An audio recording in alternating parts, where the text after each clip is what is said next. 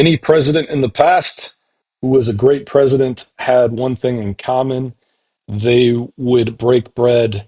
They would sit down with anyone on any side of the aisle and try to find a way to, work through issues, solve problems, etc. Whether you like Trump or not, he is willing to talk to anyone, and he's also willing to socialize and get to know someone. And I don't know if this is more new on his second term, but he's definitely seems like he puts a really hard effort into being nice and encouraging and uplifting others. So this is breaking news yesterday on Monday, the last day of last month. Bill Maher came to the White House with Kid Rock and Dana White. I'll let Kid Rock talk. I went on Bill's show. I went on his podcast, and I said, "Man, nothing happens if people don't break bread together and meet face to face." He's been one of the president's hardest critics, and we came to dinner. Me, Bill, Dana White, and it could not have been better. Everyone was so surprised, so pleasant. The most shocking thing to me was, Bill's obviously a very big liberal, been very hard on the president, but he's donated a lot of money to other politicians. You've had Biden, Clinton, Obama, everybody. And if you guys don't know, the reason why this is happening is Bill Maher believes, and he's been talking about this, I don't know, a year now, that if the Democrat Party continues to make DEI, woke, trans issues, men in women's bathrooms, men in women's sports, if they continue to lead with this, which I don't know if you just saw Tampon Tim's ramblings the other day, he wants to double down on that. Bill Maher is basically saying if they continue, they're going to continue to lose more and more power, and basically the party is going to have to completely reinvent itself. And so he's basically trying to get the two sides to come a little more to the center instead of the craziness that's been happening. But he had never been to the White House, and the president was so gracious. He took us up to the private residence. We saw the Gettysburg Address in the Lincoln bedroom, and I was like, "You've never been here, Bill?" And I was like, "How about this, President Trump? Extending this olive branch, and we talked about things we had in common. Ending wokeness. Securing the border."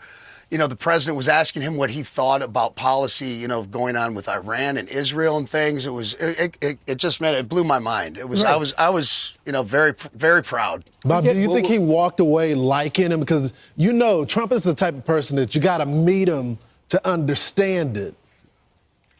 100%, 100%. Me and Dana both said there's never anybody that's ever met the president in any scenario that's walked away without saying wow. What a great guy. He's so funny, so engaging. He's so smart. And absolutely, Bill even said to me, after that, he goes, wow, that was, everybody's mind was kind of blown. Even the president's, I think, because the president called me late night last night, and, everyone was a little suspect about going into this. And even the president kind of alerted to me a little bit like, what do you got me doing? Right. And I go, man, we're just trying to show people that, even though we've been pretty hard on each other, that when you get face to face, maybe we could have a little more civility in this country and try to bring people together. And that was my whole intention. That was so important because so many people now are in their own little silos and they don't even talk to the people across the street because they voted for somebody else. You showed that two of the biggest, most vocal people on both sides of the aisle can break bread, have a good time, and ultimately, I'm sure you took a bunch of pictures.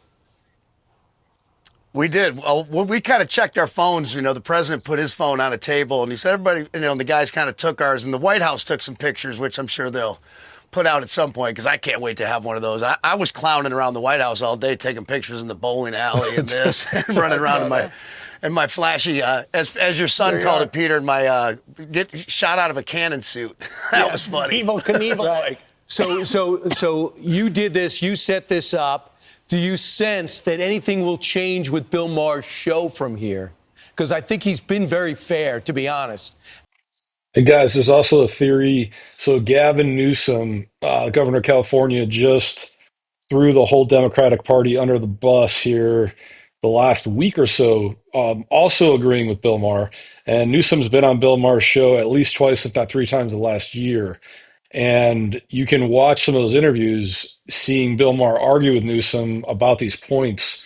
And so basically, obviously, Bill Maher's got a lot of political power in on the left, and having this ability to hopefully get back to actually talking about issues that matter instead of arguing about the same ridiculous things over and over again will make some progress. But kind of funny that if things do end up turning the corner for positive, that Kid Rock was the fulcrum. Out of all those shows, what do you think?